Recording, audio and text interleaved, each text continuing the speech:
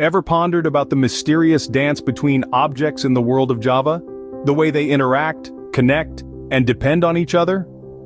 In the vast realm of coding, understanding object relationships is like learning the secret language of a forgotten civilization. It's the key to unlocking the power of Java.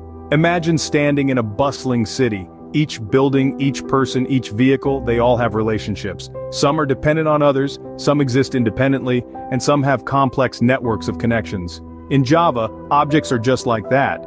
They can be related in various ways, and understanding these relationships is crucial to mastering the language. The first step in deciphering these relationships is to understand that objects can contain references to other objects. Just like a smartphone contains a list of your contacts, an object can hold references to other objects. This is how objects communicate and interact with each other. In the world of Java, amidst the hustle and bustle of objects and classes, there's a special type of inheritance called protected. It's like a secret passageway, hidden in plain sight, that only a privileged few can access.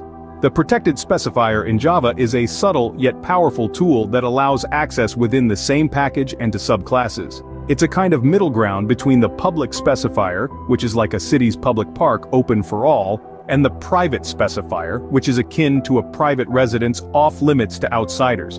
Protected is like a VIP pass, granting special access within the world of Java inheritance. It's crucial for managing access in large code bases, where you need to balance between openness and restriction. It allows subclasses, even those in different packages, to access the superclass's protected members, while keeping them hidden from unrelated classes. So the next time you're navigating through the labyrinth of Java inheritance, remember the protected specifier. It's your VIP pass, your secret handshake, your hidden door in the world of Java. It's not just about coding, it's about understanding the intricate relationships and access controls between objects and classes. Now, imagine a city building with different apartments. Some apartments are large, some are small, but they all belong to the same building. In Java, this is like an inner class. An inner class is a class that is defined within another class, allowing the inner and outer classes to access each other's private members. It's as if the apartments can access the building's facilities and vice versa, but what if an apartment doesn't need to access the building's facilities? For example, a temporary pop-up shop that only needs a space but doesn't require any of the building's resources. In Java, this is like an anonymous inner class. It's a class that's defined and instantiated in a single statement, without a name. It's like a temporary object that exists for a specific purpose, and then disappears. Now, let's take a step back and look at the city as a whole. Some buildings are taller, some are shorter, but they all share common characteristic.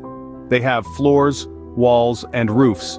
In Java, this is similar to the concept of inheritance. Inheritance allows a class to inherit the fields and methods of another class, creating a parent-child relationship. It's like a skyscraper that inherits the basic structure of a building but adds more floors. But what if a building wants to access the original blueprint that it was built from? In Java, this is where the keyword super comes into play. The super keyword is used to access the methods and fields of a parent class, like a building referring back to its original blueprint. So, to sum it all up, object relationships in Java are like the intricate web of connections in a bustling city. Objects can hold references to other objects, forming a complex network of interactions. Inner classes are like apartments within a building, sharing a close relationship with the outer class.